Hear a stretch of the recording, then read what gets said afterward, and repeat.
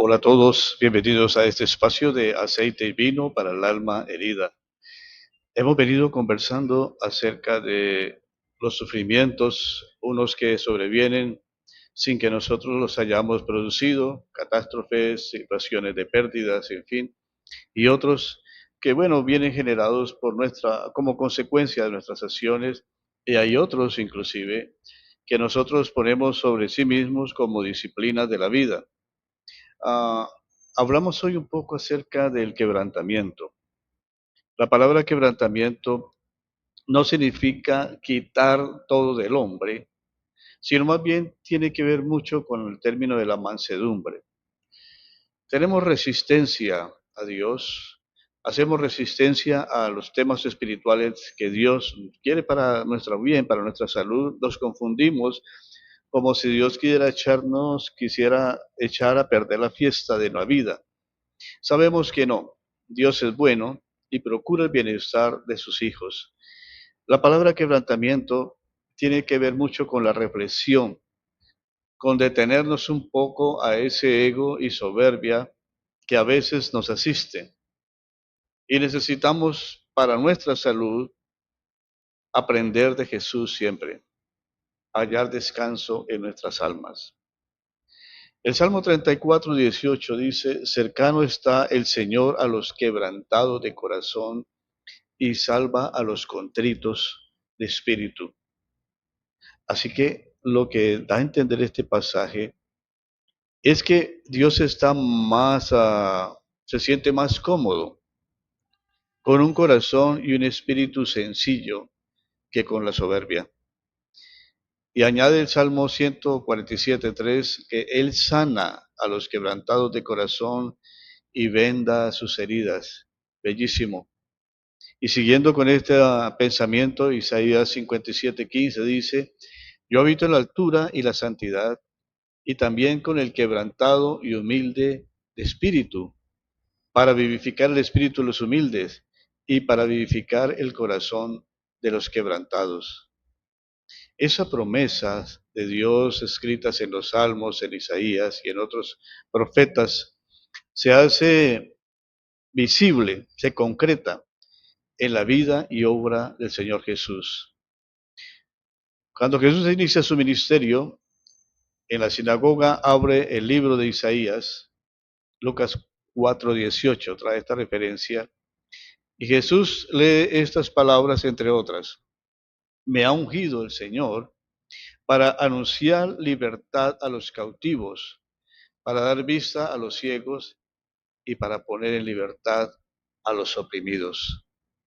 El Señor está dando a entender que parte de su trabajo está precisamente en liberar a aquellos que están siendo oprimidos en muchas maneras y para dar ánimo también a aquellos que se sienten humillados por la vida, por las circunstancias o por los demás, para que puedan de alguna manera asimilar todo ese dolor y sufrimiento y convertirlo en una de las más bellas acciones que es la disponibilidad delante de Dios.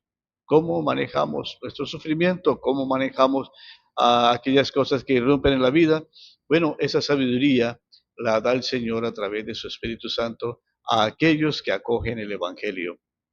Debemos entender que Dios usa todas las circunstancias para nuestro bien. Y al estar nosotros sintonizados con ese pensamiento de Dios, entonces nuestra visión de aquellas cosas que nos angustian a veces, que detienen nuestros procesos o programas de felicidad, esas cosas podemos tomarlas y de alguna manera reciclarlas o redimirlas para nuestro favor. Primera de Pedro 5:10 dice, mas el Dios de toda gracia que nos llamó a su gloria eterna en Cristo, Él mismo os perfeccione, mire estas expresiones, os perfeccione, os madure, los afirme, los fortalezca y los establezca. Es el gran propósito de Dios mientras estamos en este tránsito de la vida. Y añade Pedro, después de que hayáis padecido un poco de tiempo. Para algunos no fue sino hasta cuando el sufrimiento entró en sus vidas, cuando Dios pudo realmente entrar en sus conciencias y en sus prioridades, para darles el bendito y gran duradero de los dones de la mansedumbre. Debemos aclarar que no siempre son necesarias esas intervenciones dramáticas de Dios para que le prestemos atención, pero algunos pueden dar una palabra diciendo, hasta este momento en que Dios detuvo mi vida, de una manera drástica pude entender. Como digo, no a todos va a suceder igual. Algunos pueden aprender de pequeñas irrupciones en la vida, interpelaciones de Dios en la vida. Los sufrimientos menores pueden captar nuestra atención y hacer que tomemos conciencia. Hay una lista aparentemente interminable de cosas que irrumpen, que roban el gozo de nuestra vida. Pero el deseo de Dios es que el creyente esté por encima de esos problemas. Aquí solo vemos un proceso de formación de carácter. De nuestra parte podemos responder o bien con una airada frustración para luego caer en el desánimo o la desesperación, o podemos echar mano de los recursos espirituales necesarios para soportar lo que nos sobreviene. Dios suele usar esas ilusiones o esas entradas menores para prepararnos para enfrentar aquellas mayores que vendrán con el tiempo. Sin embargo, cuando nos sobreviene la tormenta y sucede algo catastrófico, nos planteamos toda una nueva serie de preguntas. Es entonces cuando Dios nos habla en una voz diferente, como lo hizo con Job, ¿no? Porque al principio de la historia de Job, ya es un hombre maduro, ya es un hombre íntegro, pero al final de todo ese proceso y drama en la vida de Job, podemos decir que ha sido transformado, mucho más de lo que él pudo imaginar, porque ha descubierto al Dios vivo en una manera que nunca lo hubiera hecho si no hubiese pasado por ese sufrimiento. Es el deseo de Dios que sus hijos crezcan y se puedan sobreponer a los problemas que enfrentan, hasta alcanzar incluso la estatura o madurez o integridad que alcanzó Job. No digo que Dios transforma exclusivamente a través del sufrimiento. Dios usa muchas maneras, pero hoy estoy centrado un poco más en este tema, como es la serie que he venido presentando. Algunos de los autores que escriben sobre la vida espiritual dicen que en la adversidad y la pérdida, el fruto deseado de Dios es el quebrantamiento. Y cuando usamos este término, digo, no debo confundirlo con otros tipos de quebrantamiento, como por ejemplo ese quebrantamiento que es hecho por los hombres, en donde lo que se persigue simplemente es la humillación de una persona y no la restauración de ella. Cuando los escritores de la vida espiritual mencionan el quebrantamiento, se relaciona con llevar a una persona a una actitud de sumisión contrita y humillada delante de Dios, o humilde delante de Dios. Quizá la imagen de cómo se doma un caballo salvaje para doblegar esos bríos es una descripción buena de lo que significa el quebrantamiento. Domar un caballo salvaje para uso doméstico o, o para exhibición, como quiera, significa domesticarlo para que esté acostumbrado a tener una silla sobre su lomo y un freno en su boca.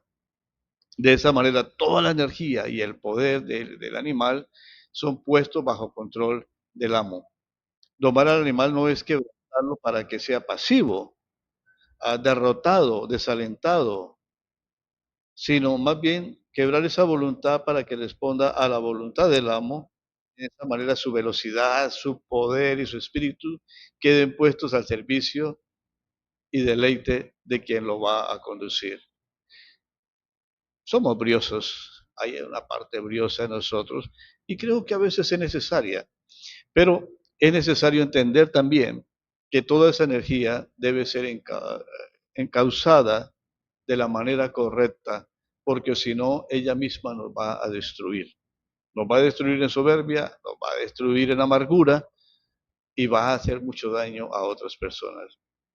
Así que los pequeños sufrimientos y las frustraciones de la vida ordinaria, combinadas con esos sufrimientos dramáticos, doman nuestros espíritus ingobernables para un ministerio mejor dirigido por el Espíritu de Dios. Estos momentos y eventos decisorios que entran en nuestra vida son muy importantes, reitero, para poner en mansedumbre esa parte que necesitamos doblegar para que la vida sea utilizada por Dios. David escribe en el Salmo 51:17, los sacrificios de Dios son el espíritu quebrantado, al corazón contrito y humillado no despreciarás tú, oh Dios. Fue quebrantado David al enfrentar sus pecados y la muerte también de ese hijo concebido en adulterio. David confiesa que su descubrimiento de un Dios tierno que, que no quiebra la caña cascada, que no apaga el pábilo que humea, Dios respondió a David dándole tranquilidad y paz y perdón. Una pregunta difícil de responder es ¿por qué la crisis y la adversidad edifican a unas personas haciéndolas más fuertes donde estaban rotas, mientras que otras pasan por una adversidad menor y son prácticamente rozadas? Eso no lo sabemos. Es difícil interpretar esos ritmos de la vida. Se habla de dos tipos de quebrantamiento. Un quebrantamiento en el lugar apropiado y un quebrantamiento en lugares equivocados de la vida. Si permitimos que las presiones y la adversidad y la crisis entren en nuestra vida con una gracia de Dios, eso va a romper nuestro orgullo, nuestra pereza y esa parte falsa de la vida. Y esa presión va a confrontarnos, va a retarnos a esos hábitos que son malos y deben dejarse para adquirir los mejores. Así que esas presiones pueden hacer pedazos parte de nuestra vida, sentimientos, puede inclusive causarnos cierto malestar y debes producirlo realmente, porque es una manera de salir de esa zona de confort en que a veces queremos sentirnos, llevarnos a lugares de mejores pastos. Hay circunstancias que pueden provocarnos también crisis y pueden encauzarnos a buscar falsos consuelos. Es un intento por escapar del dolor y la realidad de las pérdidas que estamos sufriendo. Esa pudiera ser una de las primeras reacciones cuando vienen las crisis. Nuestra integridad puede ser dañada por esas crisis si buscamos falsos consuelos para solucionarlas, escapes, distracciones. Dios es un Dios que trata con gente adulta, espiritual, y espera que esas realidades sean tratadas de la manera correcta, que nos dejemos transformar por ese sufrimiento en vez de evitarlo. Es que no tanto es lo que nos pasa, sino lo que pasa en nosotros. ¿Qué está sucediendo en nosotros? El momento decisorio puede ser nuestra respuesta a esa pérdida. La decisión de cómo vamos a responder, pues nunca es fácil. Aquellos que trascienden su sufrimiento son los que eligen esperar un mejor mañana, aunque al presente haya pocas esperanzas y ninguna garantía de esto. Es como estar en cierto momento en esa tumba, en ese vientre del pez que llevó a Jonás. Hay oscuridad, quizás no vuela bien las cosas, hay incertidumbre, pero sabemos que después de la tumba hay resurrección. Y después de esos días en que estuvo Jonás, hay una playa, la playa que nos conducirá a hacer la labor que Dios quiere que hagamos. Vamos a seguir con este tema. Les ruego compartan esto a otras personas, quizás sea de utilidad y ayuda. Bien, les ha hablado Ricardo Martínez desde la ciudad de Bucaramanga y mientras pasa este día les invito a que estemos contentos en el Señor.